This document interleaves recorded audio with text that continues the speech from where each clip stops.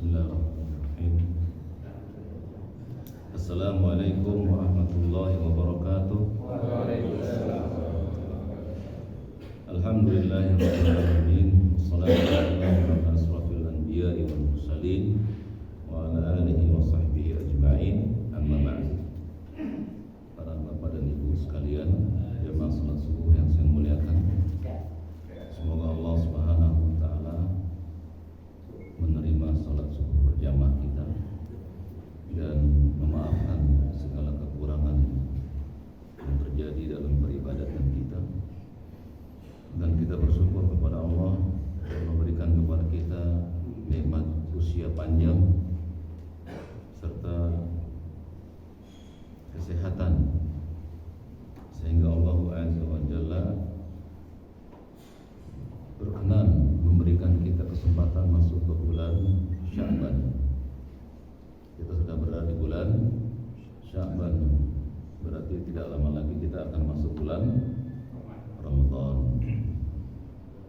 Dan para ulama mengatakan bahwa Sya'ban dan Syawal adalah rawatib bagi bulan Ramadan. Sebagaimana sholat wajib ada rawatibnya, qobliyah dan ba'diyah, maka puasa wajib juga ada.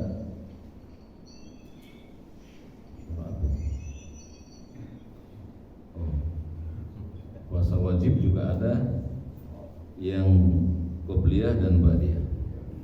Puasa wajibnya diawali dengan qobliyahnya di puasa Sya'ban.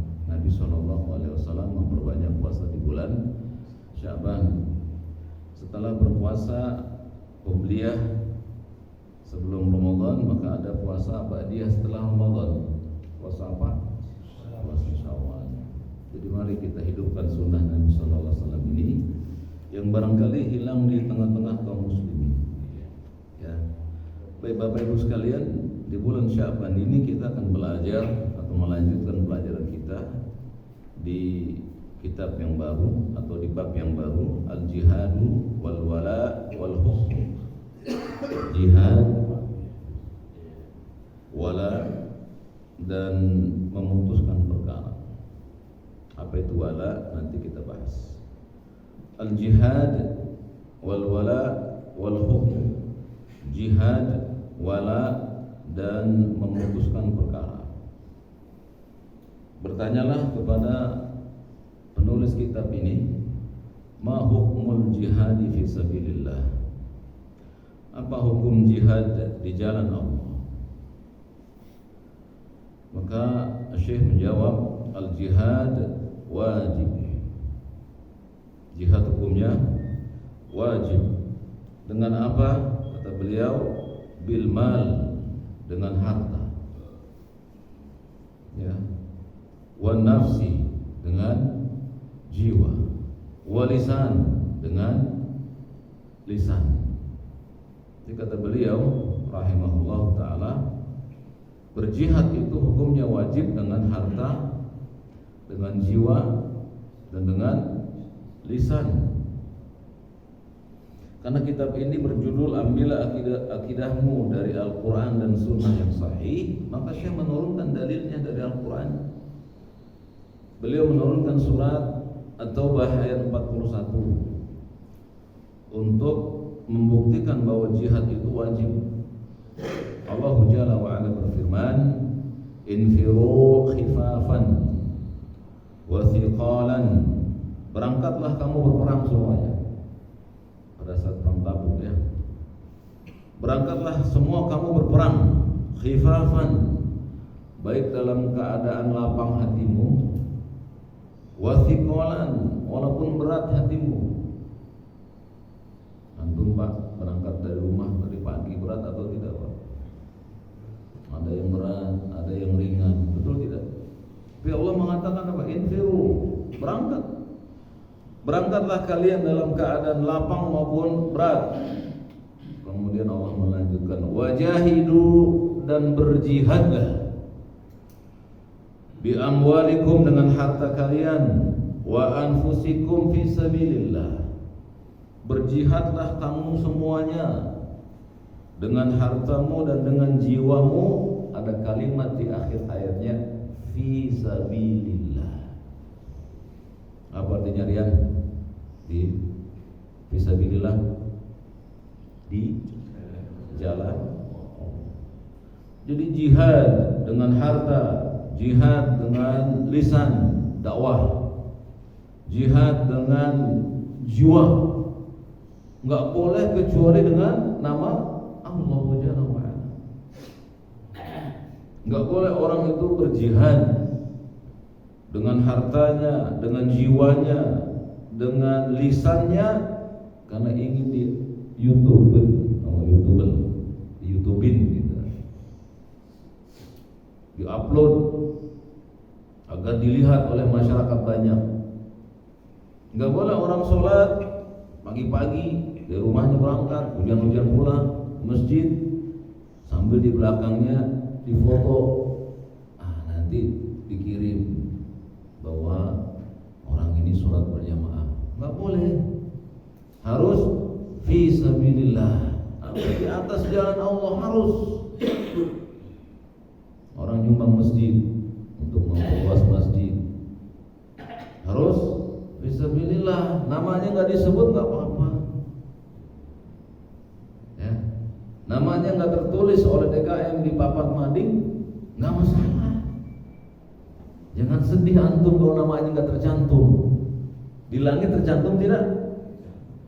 Ma yalfidhu min qawlin illa ladaihi raqibun atid. Tidaklah ucapan itu keluar melainkan ada dua malaikat yang mencatatnya dari dekat. Bukan raqib atid, bukan ya. Tugasnya mencatat dari dekat. Ada semua Pak catatan kita.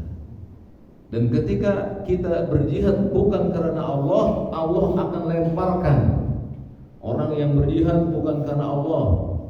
Kisah 3 orang yang berjihad, tapi Allah lemparkan dia ke dalam api neraka sebagai orang yang pertama kali dilemparkan oleh Allah ke dalam api neraka dari kalangan orang-orang yang berjihad. Yang pertama para pembaca Quran, yang kedua orang-orang yang mati di medan peperangan, yang ketiga orang yang banyak bersedekah sehingga disebut dermawan. Tapi tiga-tiganya dilemparkan oleh Allah ke dalam neraka. Kenapa Pak Syukur?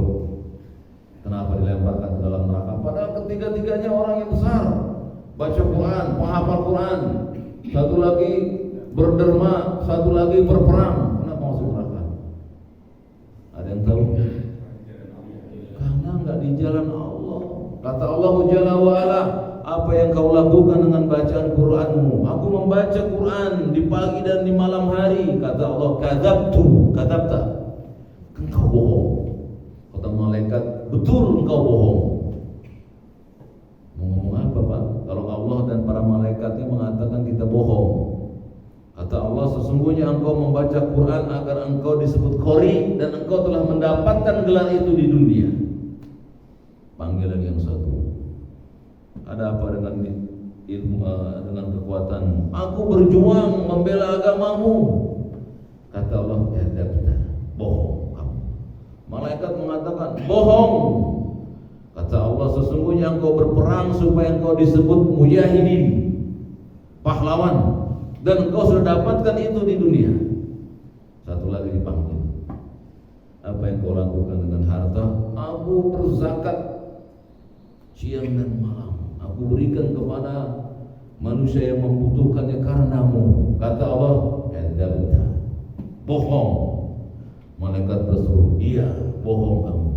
Sesungguhnya kata Allah, engkau bersedekah supaya disebut dermawan, dan engkau sudah dapatkan di dunia. Maka Allah panggil malaikat penjaga api neraka, lemparkan ketiganya ke dalam api neraka. Jadi jihad nggak boleh dengan bendera organisasi. Jihad nggak boleh karena apa namanya suku. Di sini ada Jawa, Sunda, apalagi itu berjihad atas nama suku kita. Nggak boleh Pak. Jihad mesti fi sabilillah, di jalan Allah. Makanya Allah mengatakan pada akhir perintah berjihad, fi sabilillah.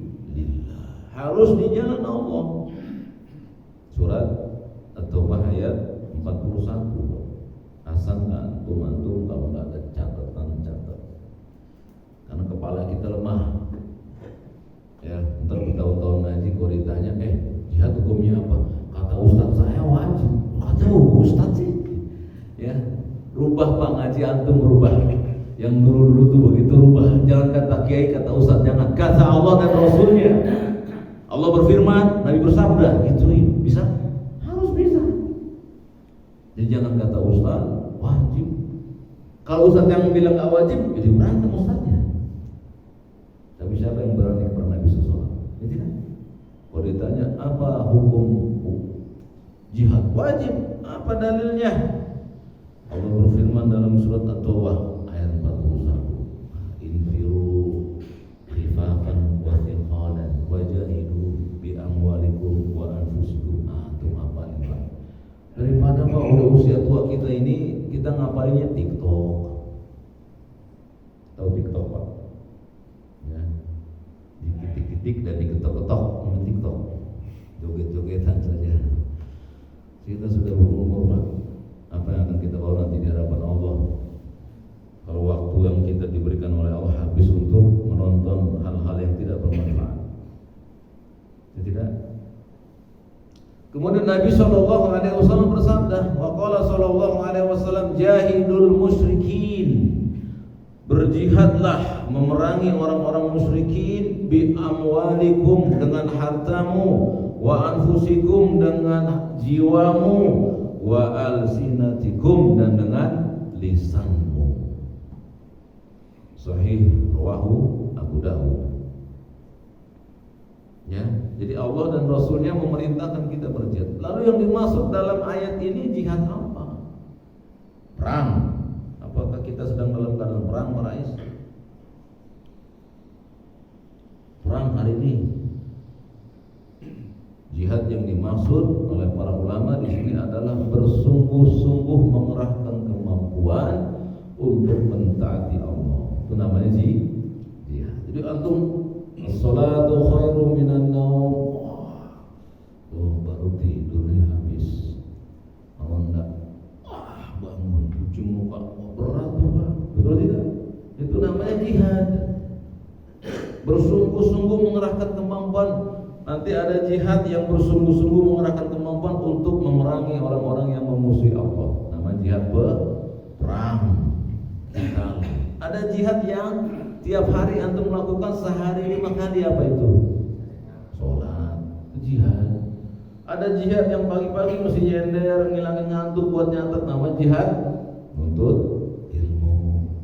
Ada jihad yang antum sampai berpeluh keringat, hasilnya kasih istri, jihad nafkah.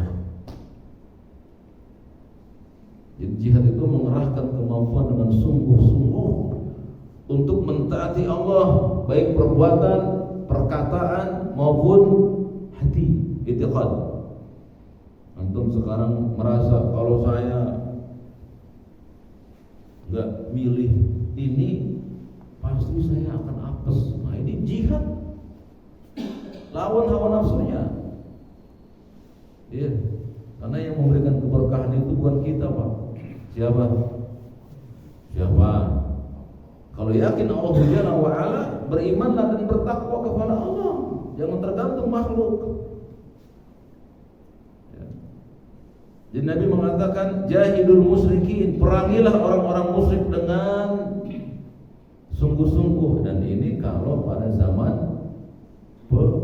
perang. Lagi zaman kayak begini nggak ada perang. Antum berarti jihadnya apa? Mentaati Allah baik perintah maupun larangannya. Kalau perintahkan sholat 5 waktu, laki-laki berangkat ke masjid. Ya, yang perempuan di rumah pulang dari masjid, ngasih nafkah keluarga, didik istri dan anak-anak di jalan Allah, terus begitu tiap hari. Kan nggak perang. Kemudian Allah dan Rasulnya, Pak, antum lihat di kitab tersebut, ya, Allah mendahulukan amwal atau mal, kemudian baru jiwa, baru lisan. Kenapa Allah dahulukan harta baru jiwa? Karena makin kesana makin susah. Yang makin awal makin gampang. Coba Pak, antum pernah nggak ngalamin RT nyuruh kita ronda? Ada di sini RT-nya. Nyuruh ronda warganya nggak mau ronda, ngapain warganya? Kalau dia nggak ronda ngasih apa? Ngasih duit. Harta lebih gampang dikeluarkan. Maaf saya nggak bisa ronda ya, ini Pak Kabir. Ya kan? Makanya Allah mengatakan berjihadlah dengan hartamu, yang gampang aja. Latihan tuh. Baru dengan jiwa susah nih Pak. Oleh karena itu Al-Imam Al-Ghazali dalam sebuah ucapan yang dhaif, beliau mengatakan sesungguhnya jihad yang paling besar adalah jihad melawan hawa nafsu. Ya tidak? Ya, tapi dalam Islam keliru. Jihad yang paling besar jihad kita, perang untuk meninggikan kalimat la ilaha illallah. Ya, dan pasti Pak, orang yang berjihad untuk meninggikan kalimat Allah susah. Pasti dia akan kurangi hawa nafsu lebih dahulu. Kenapa demikian?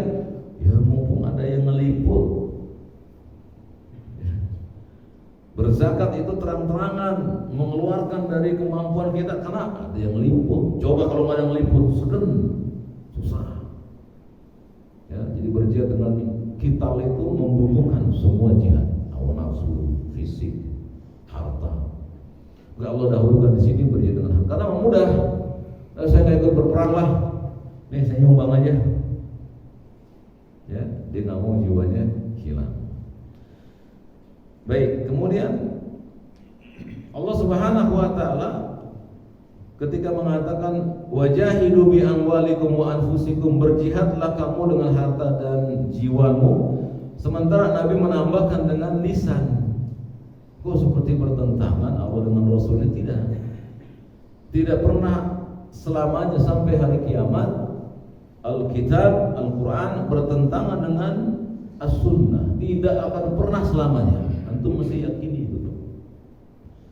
Itu akidah yang agung, bahwa firman Allah Al-Quran tidak akan pernah bertentangan dengan sabda Nabi yang mulia sallallahu alaihi wasallam. Tidak akan pernah bertentangan. Jadi bagaimana memahami Allah mengatakan berjihadlah dengan harta dan jiwamu? Nabi mengatakan berjihadlah dengan harta, jiwa, dan lisan. Nabi 3, Allah 2. Maka orang yang beriman kepada Allah dan Rasulnya nggak mengkritik bagaimana sebagian kaum mengkritik hadis-hadis Nabi SAW. Nggak pernah bertentangan. Al-Quran dan hadis Nabi yang sahih tidak akan pernah bertentangan selama-lamanya sampai hari kiamat. Lalu bagaimana memahaminya?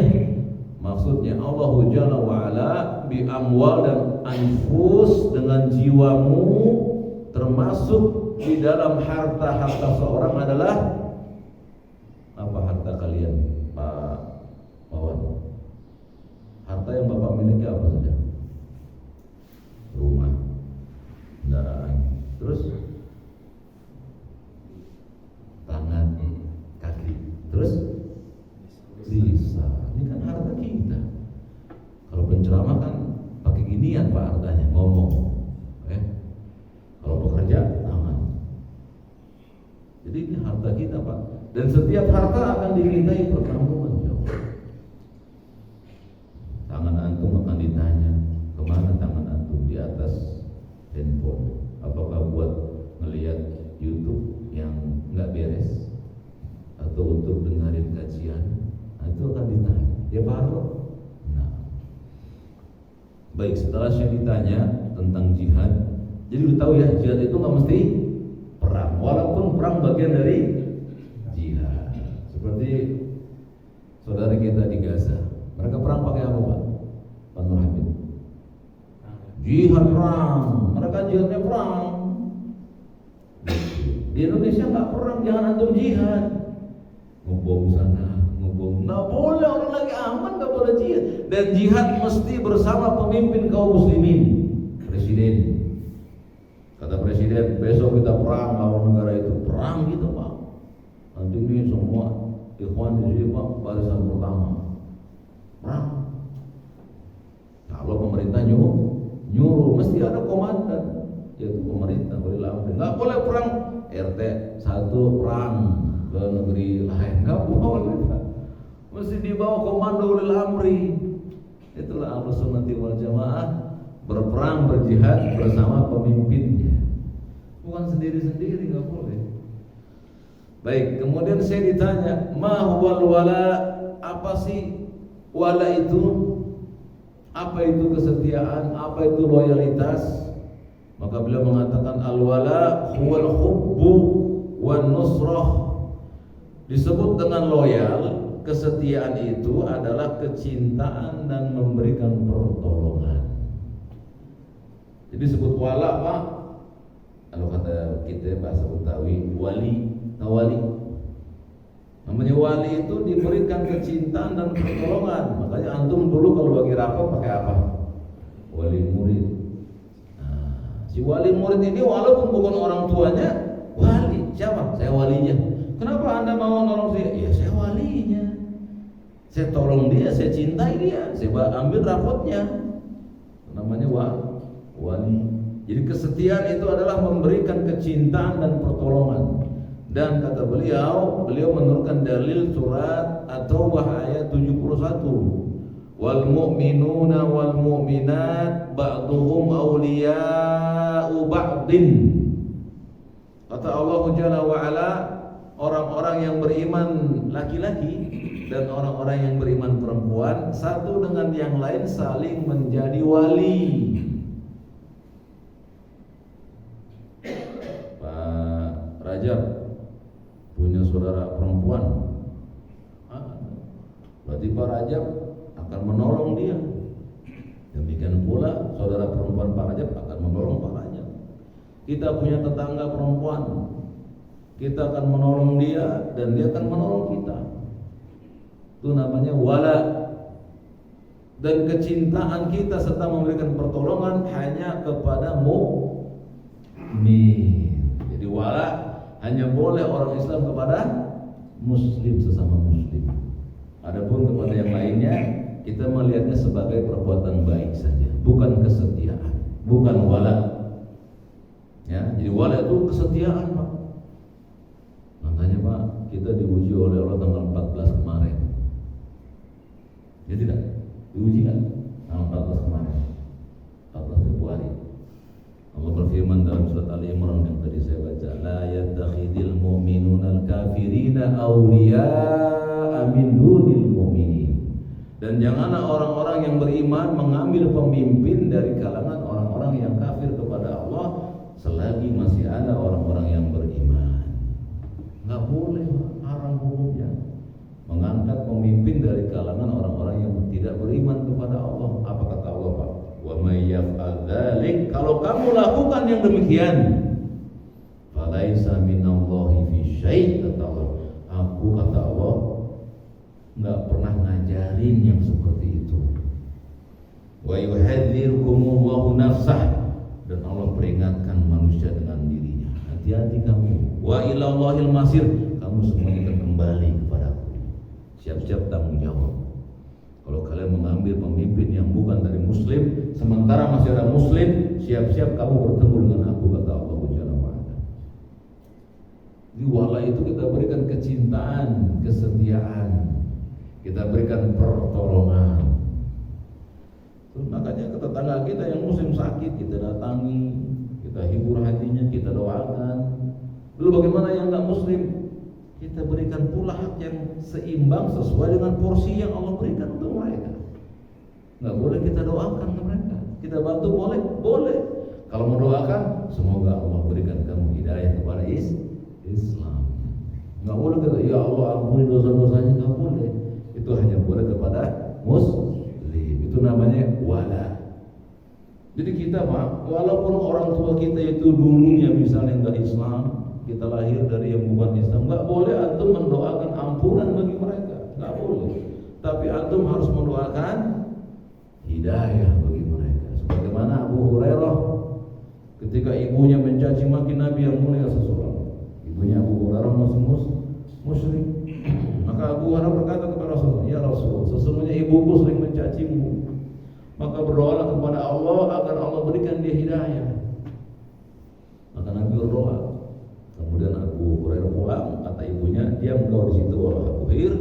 Ibunya mandi, lalu keluar dari kamar mandi, asyhadu an la ilaha illallah wa asyhadu anna Muhammadar Rasulullah. Ya, itu kebahagiaan di atas kebahagiaan. Ketika orang tua yang tidak beriman lalu beriman kepada Allah. Ya, kita bersyukur sudah beriman. Maka jangan kalian mau gade akidah yang besar ini Pak, dengan harta dunia yang tidak ada seberapanya. Allah mengatakan wala tamutunna illa wa antum, jangan kalian meninggal kecuali dalam keadaan Islam. Jadi keislaman itu berhak diwaliin. Makanya Pak, nggak boleh menjadi wali bapak yang kafir untuk anak perempuan yang muslim. Misalnya ada seorang bapak, dia non muslim punya anak perempuan Islam, bapaknya nggak boleh jadi wali. Perwalian ini luar biasa dalam Islam, namanya al-wala. Bisa Pak Harto dipahami? Alhamdulillah. Kemudian dalil dari as-sunnahnya apa? Tadi dalil dari Al-Quran, sekarang dari hadis Nabi. Wa qala sallallahu alaihi wasallam al-mu'minun, lihat Pak, al-mu'minun lil mu'min. Orang beriman yang satu dengan beriman yang lain kal bunyan, seperti sebuah bangunan. Yashuddu ba'duhu ba'dan, satu dengan yang lain saling menguatkan. Jadi kenapa sih Pak Islam di Indonesia terpecah belah? Ada yang hijau, ada yang merah, ada yang kuning. Karena kita fanatik terhadap warna. Mestinya fanatik kepada kitabullah dan sunnah Nabi SAW. Kita satukan Pak warna-warna itu di bawah wa'tasimu bihablillahi jami'an. Berpeganglah kalian semuanya pada satu tali yang akan mengikatkan kalian, yaitu tali agama Allah. Wala tafarraqu, jangan berpecah belah. Perbedaan fikih itu dibahas. Oh, kenapa saya bacanya begini, gitu surat begini? Itu ilmiah. Tapi akidah nggak boleh beda, nggak boleh. Semua kaum muslimin harus yakin zat yang harus disembah hanyalah Dia. Bukan jam tangan, bukan orang yang dikubur, bukan pohon, bukan gunung. Hanya Allah yang harus disembah. Yang mesti diberikan ibadah hanya Dia. Nggak boleh selain Dia. Kaum muslimin harus bersatu di atas itu. Kalau tidak, tafarruq, berpecah belah. Makanya aneh kan kalau ada orang Islam, dia lebih suka kalau hartanya hilang, nyarinya ke tempat yang gelap. Tahu tempat yang gelap? Wah, yang ngambil harta kamu tuh orangnya nggak tinggi, nggak pendek, nggak jauh, nggak dekat. Ya, itu anak kecil juga bisa begitu Pak. Tempatnya gelap Pak biasanya. Tahu? Jangan datangi mereka. Tapi kaum muslimin ridho mendatangi mereka, minta pertolongan kepada mereka. Pada Allah mengatakan alimul ghaibi wa syahadah, Dialah Allah yang memiliki ilmu tentang keghaiban dan yang nyata. Kenapa kita nggak datangi Allah? Ya Allah, barangku hilang. Kenapa kita nggak mengucapkan apa yang Nabi ucapkan? Alhamdulillah ala kulli hal. Inna lillahi wa inna ilaihi rajiun. Allahumma jurni fi musibati wa akhlif li khairan minha. Ya Allah, berikan aku pahala dari musibah kehilangan ini dan gantikan dengan yang lebih baik. Itu kan akidah yang diajarkan Nabi yang mulia sallallahu. Tapi kata Rian, guru saya nggak ngajarin gitu. Guru saya suruh ngajarin tempat yang gelap. Kata Pak Budi, kalau guru saya suruh terbang di pohon-pohon. Guru dengan guru kan, coba kan kata Allah pencipta kita, gituin Pak. Satu deh kita itu. Ya tidak. Kata Nabi yang mulia sallallahu alaihi wasallam, siapa yang bisa menggugat Nabi? Enggak ada kaum muslimin yang berani menggugat Nabi sallallahu alaihi wasallam. Tapi satu dengan yang akan saling menggugat. Kenapa? Karena ukuran kita bukan Nabi sallallahu alaihi wasallam. Ukuran kita adalah guru-guru kita. Ada guru kita berbeda tidak? Makanannya beda, ya kan? Pendidikannya beda. Nah, mereka disatukan oleh Allah dengan apa? Dengan asy-syariah. Makanya kata Nabi, al-mu'min lil mu'min kal bunya yashuddu ba'duhu ba'dan. Mukmin yang satu dengan mukmin yang lain seperti bangunan. Nah, kokoh gitu. Kalau yang salah, Pak tadi salah Pak begitu. Iya, saya salah. Iya. Saudara. Gimana sih Pak kalau antum punya saudara kandung sakit? Pak, Rajab, si bulan sakit, adik antum. Wah, nah gitulah. Mukmin yang lain juga gitu, walaupun gak ada saudara nasab, dia sakit. Kalau kayak gini lakukan Pak, gak ada permusuhan di antara kita kaum muslimin. Betul tidak? Karena mereka hanya fanatik kepada Allah dan Rasulnya Sallallahu Alaihi Wasallam. Kemudian pertanyaan berikutnya yang didatangkan kepada Syekh, hal tajuzu muwalatul kuffar wa nusratihim. Boleh enggak kita setia kepada orang-orang yang kafir kepada Allah dan memberikan pertolongan kepada mereka? Lihat Pak pertanyaannya, boleh enggak kita setia atau menjadikan orang-orang kafir itu teman setia, menjadikan mereka tempat curhat, menjadikan mereka teman dekat, menjadikan mereka aulia, pemimpin, dan memberikan pertolongan kepada mereka? Itu masuk pertanyaannya. Ya, karena kalau bukan itu Pak, boleh gak antum bermuamalah, jual beli dengan orang-orang non muslim? Tetangga kita non muslim sakit, kita tanya, Pak bisa saya bantu apa? Saya nggak punya duit buat beli obat, tunggu di sini Pak, saya akan tebus obatnya. Ah, itu namanya muslim dengan tetangganya non muslim. Tapi yang dimaksud pertanyaan ini, boleh nggak orang-orang yang memusuhi Allah dari kalangan orang kafir itu kita berikan kesetiaan dan kita berikan pertolongan dengan cinta? Maka beliau mengatakan, la tajuz muwalatul kuffari wa nusratuhum. Enggak boleh menyetiakan diri kalian, setia kalian kepada orang-orang yang kafir kepada Allah dan memberikan pertolongan dengan cinta. Enggak boleh. Ya, jadi kalau ada tetangga yang bukan muslim sakit, kita tolong bukan dengan kecintaan, tapi pertolongan karena hak sebagai seorang tetangga. Jadi Nabi mengajarkan kita Pak, setiap orang di samping kita punya hak. Kalau tetangga kita itu orang yang memiliki kerabat nasab, maka ada berapa haknya? 3. Hak sebagai seorang muslim, hak sebagai saudara kandung, hak sebagai tetangga. Kalau tetangga kita bukan muslim, ya, dan dia masih saudara kita, ada 2 hak. Hak sebagai tetangga dan hak sebagai saudara satu nasab tapi beda agama. Kalau dia bukan muslim dan nggak ada kerabat dengan kita, cuma dapat satu hak sebagai tetangga. Nggak boleh diganggu, nggak boleh. Ya. Jadi kata beliau, nggak boleh kita menjadikan kesetiaan kepada orang-orang yang kafir kepada Allah dan memberikan pertolongan kepada mereka. Apa dalilnya? Dalilnya surat Al-Maidah 51 yang pernah bikin geger negeri kita. Ya tidak? Pernah dengar Pak Al-Maidah 51? Pernah dengar? Apa kata Allah Pak? Di akhir ayat itu Pak, Allah mengatakan wa may yatawallahum minkum fa innahu minhum. Kalau kamu memberikan kesetiaan kepada mereka, orang-orang yang kafir kepada Allah, fa innahu minhum, maka kalian sudah termasuk bagian mereka.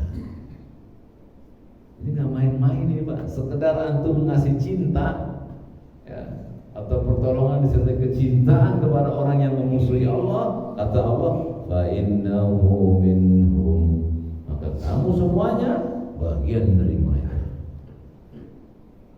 Ya. Tapi tolong dipahami antum semua ya, bahwa Islam tidak melarang kita berbuat baik kepada mereka, tidak, bahkan diperintahkan, tapi memberikan kesetiaan kepada mereka, curhat kepada mereka, menjadikan mereka pemimpin. Kata Allah, wa innahu minhum. Kalau kamu lakukan, sesungguhnya kamu bagian dari mereka. Kemudian dalil dari as-sunnah, wa qala sallallahu alaihi wasallam, inna ala bani fulan laisu bi awliya. Nabi menyebut sebuah bani, keturunan kabilah Arab, ya, Ya, kabilah Arab itu sebetulnya satu ujungnya, ya, nanti di Fihr, ada juga di Luhai. Nah ini nanti jatuhnya ke Bani Hashim. Rata-rata Quraisy itu dari Bani itu kemudian berkabilah-kabilah. Tapi kata Nabi, sesungguhnya keturunan Bani Fulan itu bukan waliku. Nabi ingin menyebutkan kepada kita bahwasanya perwalian bisa hilang dengan sebab tidak seakidah. Seperti tadi Pak, bapaknya non muslim, anak perempuannya muslimah. Ketika menikah, bapaknya nggak boleh jadi wali. Atau sebaliknya, bapaknya muslim, anak perempuannya memilih bukan muslim, dia ingin menikah, bapaknya nggak boleh jadi wali.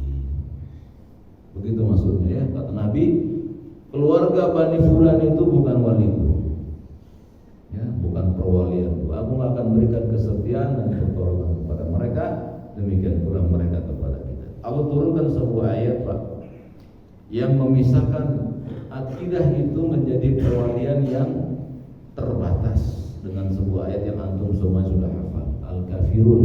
Di akhir ayat Allah mengatakan apa?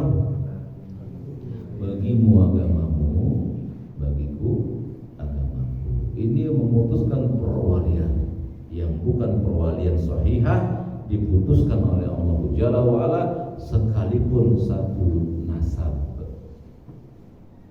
satu darah, tapi dia nggak seakidah, maka mau tidak mau dia akan berpisah dengan orang yang tidak seakidah dengannya. Contohnya siapa Pak? Di antara Nabi yang bapaknya musyrik siapa? Ibrahim. Nabi Ibrahim bapaknya bikin patung, disembah oleh bapaknya dan oleh Namrud dan seluruh masyarakat pada saat itu. Maka Allah pisahkan Ibrahim dengan Azar. Nanti di akhirat dalam hadis Bukhari, nanti Nabi Ibrahim melihat bapaknya, maka Allah menjadikan bapaknya pasir yang diinjak oleh Ibrahim. Itu pemulihan Allah kepada Nabi Ibrahim. Bapaknya dibuat jadi pasir, diinjak oleh Ibrahim. Kenapa? Durhaka kepada Allah Jalla wa Ala.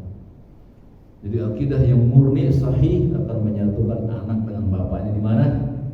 Di surga. Ya. Kemudian beliau ditanya, man huwa wali? Baru setelah dibahas, masih ada waktu baru? Habis. Man huwa wali? Siapa Pak Harto wali? Akhirnya kita berangkat bareng-bareng Pak, wisata religi, ya kan? Untuk mengunjungi makam wali. Ya, benar tidak? Mari kita lihat dalilnya. Allah Jalla wa Ala berfirman di dalam surat Yunus. Tapi sebelum Allah berfirman, kita lihat apa ucapan Syekh di sini. Syekh, apa yang disebut atau siapa itu wali? Maka beliau mengatakan al-wali, wali itu adalah al-mu'minun at-taqi, orang beriman yang takut kepada Allah. Jadi siapa wali kita di rumah? Apa ibu kita Pak yang menjaga sholat 5 waktu, dialah wali. Nggak usah jauh-jauh nyarinya. Di rumah kita ada wali, di masjid ini ada wali, kalian semuanya wali. Dengan berbagai tingkatan amal dan pahala yang berbeda-beda sesuai dengan jihadnya kalian dalam beramal. Kalian semua wali. Kata Allah, lihat, ala inna awliya Allah, sesungguhnya wali-wali Allah itu adalah la khaufun alaihim, yang gak pernah takut kepada siapapun, walahum yahzanun, dan yang gak pernah bersedih hati, karena dia tahu Allah Jalla wa Ala sebagai wali. Jadi wali itu adalah orang beriman yang bertakwa, yang gak pernah sedih, yang gak pernah ketakutan dalam hidupnya. Kenapa? Dia punya wali-wali yang lain. Ada wali orang tuanya, ada yang maha besar, siapa? Allah Jalla wa Ala. Mari kita lihat. Kemudian Allah mengatakan, alladzina amanu wa kanu yattaqun. Wali-wali Allah adalah mereka yang gak pernah takut dengan apapun juga, dan yang gak pernah bersedih hati, yaitu orang-orang yang beriman dan mereka bertakwa kepada Allah. Jadi antum gampang sekarang Pak ya, kalau mencari wali ya nggak usah jauh-jauh. Di rumah antum ada orang tua kandung yang sedang sholat 5 waktu dijaga, tahajudnya ada, duhanya ada, dialah wali kita. Pak, aku minta engkau berdoa kepada Allah agar Allah berikan aku berkah. Bapak antum berdoa, ya Allah berkahi anakku. Sudah, nggak usah jauh-jauh nyari wali. Dan setiap kita wali asal beriman dan bertakwa. Kemudian Nabi SAW bersabda, kata beliau, innama waliya, sesungguhnya waliku Allah, wasalihul mu'minin, dan orang beriman yang salih. Gampang kan Pak jadi wali? Gampang, gak usah jauh-jauh ya Bang Rian ya. Bang Rian ketemu Pak Harto ya, Pak Harto ini ya maksudnya Pak Harto orang yang menjaga 5 waktu. Wah ini wali saya Pak Harto ya, tolong berdoa kepada Allah. Emang kenapa? Saya mau nikah. Bukan ya udah lagi atau baik, saya akan berdoa kepada Allah. Ya Allah, saudaraku ini ingin menikah, ya Allah, kabulkanlah keinginan. Wali jadi wali, gampang banget jadi wali. Wali itu gampang, nggak mesti antum punya duit, nggak mesti. Tinggal datangi orang-orang yang beriman dan beramal soleh, maka dialah wali kita. Satu lagi Pak, terakhir. Bimada yahkumul muslimun, dengan apa orang-orang yang Islam itu menghukumi perkara hidupnya. Pak Syukur misalnya ya, kehilangan duit di rumahnya, jangan manggil polisi, nggak boleh. Kata penanya, dengan apa orang muslim memutuskan perkara? Maka dijawab oleh Syekh, yahkumul muslimuna bil Quran wal hadis.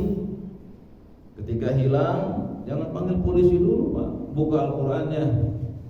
Oh nggak boleh kita menuduh orang lain, nggak boleh. Buka hadisnya. Oh Nabi kehilangan beliau mengucapkan istirja, inna lillahi wa inna ilaihi rajiun.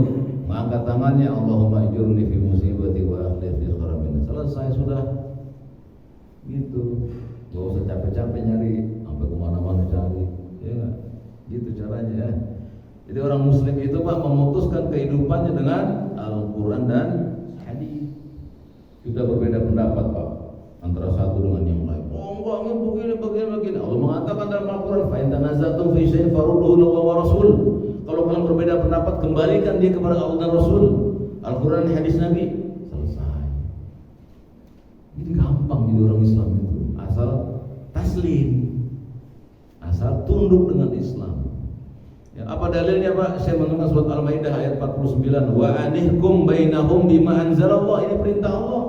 Dan kata Allah, hendaknya kamu Muhammad memutuskan perkara di antara manusia bima anzalallah, dengan apa yang Allah turunkan, Al-Quran dan hadis. Ya, kemudian Nabi mengatakan, Pak, waqala sallallahu alaihi wasallam, alimul ghaibi wa syahadah, zat yang mengetahui yang gaib dan yang nampak. Ya, anta, kata Nabi, anta Allah tahkumu baina ibadi, sesungguhnya engkau memutuskan apa-apa di antara hambamu dengan hukum. Allah yang memerintahkan kita untuk menjadikan Al-Quran dan hadis sebagai hukum bagi kita. Makanya nggak boleh kita menganggap ada hukum yang sama hebatnya dengan hukum Allah. Dalam Nawaqidul Islam, pembatal keislaman, barang siapa yang meyakini hukum buatan manusia sama dengan hukum Allah, dia telah murtad dalam agama. Atau dia mengatakan hukum buatan manusia lebih tinggi dari hukum Allah, murtad dalam agama.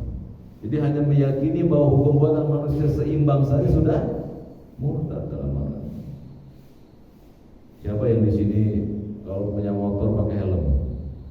Kalau keluar, dia pakai helm. Kenapa antum pakai helm kalau keluar rumah? Naik motor, jalan raya, kenapa? Takut dihilang. Bukan, jawabannya bukan itu. Berarti antum menjadikan hukum buatan manusia sebagai ukuran. Bukan. Hukumnya apa? Allah mengatakan, ya ayyuhalladzina amanu atiullah wa atiur rasul wa ulil amri minkum. Allah memerintahkan kita untuk mentaati penguasa yang perintahnya nggak bertentangan dengan syariat. Oh pakai helm nggak juga, kata Nabi, la turor wa la diror, jangan membahayakan kepalamu dan kepala orang lain. Pakai lo. Pak Saiful, antum bayar pajak motor. Kenapa bayar pajak motor? Punya motor-motor kita. Kenapa bayar pajak motor? Bukan takut didenda, bukan. Nabi yang mengatakan isma wa'ati wa in daraba dhahraka wa in akhadha malaka, taatilah dan dengarlah pemimpin kalian sekalipun dia memukul punggungmu, mengambil hartamu. Betul tidak? Nah, begitu ya. Demikian barangkali yang bisa saya sampaikan pada pertemuan pagi hari ini pada pertanyaan terakhir ya di bab ini, yaitu di bab al-jihad wal wala wal hukm, tanggal 18 bulan 2 2004 al-bidayah. Baik, aku qouli hadza wa astaghfirullahaladzim wa lakum wa lisairil muslimina min kulli dzambin fastaghfiruhu innahu ghafurur rahim. Nah, silakan. Masih ada waktu? Masih ada. Masih ada ya. Baik, silakan. Kanan dulu. Nah, ada. Tengah. Pak siapa? Pak Kus, silakan Pak Kus. Assalamualaikum warahmatullahi wabarakatuh. Waalaikumsalam. Mengenai jihad, jadi ini saya pelajari kasus di Maluku tahun 99 ada terjadi kerusuhan sehingga menimbulkan perang kecil-kecilan antar agama. Banyak anak-anak muda kita yang ikut berperang, ikut jihad dengan harapan dia bisa mati syahid kemudian masuk surga. Cuma problemnya mereka itu hari-harinya ya minum gitu. Hari-hari minum kemudian dia maaf aja mungkin sholat juga ya. Ada yang setahun cuma 2 kali, ada yang 1 minggu sekali paling banyak. Nah ini gimana hukumnya? Apakah seperti ini bisa mati syahid gitu? Ya, terima kasih. Bagus pertanyaan ya Pak ya. Kita pernah mengalami kerusuhan di Ambon, di Poso, ya Pak ya, beberapa tahun yang silam. Dan itu ijtihad sebagian dai untuk menolong saudaranya. Karena banyak dai-dai yang meminta nasihat tentang para masyayikh yang masih hidup, ya, terutama di Timur Tengah. Mereka bertanya, oh hai syekh, bagaimana hukum menolong saudara kami yang terzalimi? Hukumnya wajib. Kemudian mereka membantu kaum muslimin yang ada di sana. Dan memang kisah yang didapat baik di Poso maupun di Ambon, itu kaum muslimin diperangi Pak, ditembaki.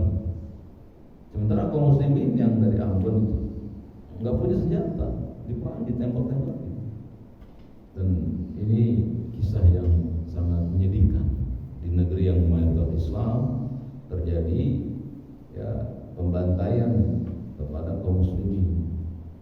Oleh karena itu sebagian ikhwan ya mereka melindungi warga Ambon yang muslim tadi yang diperangi masuk ke dalam.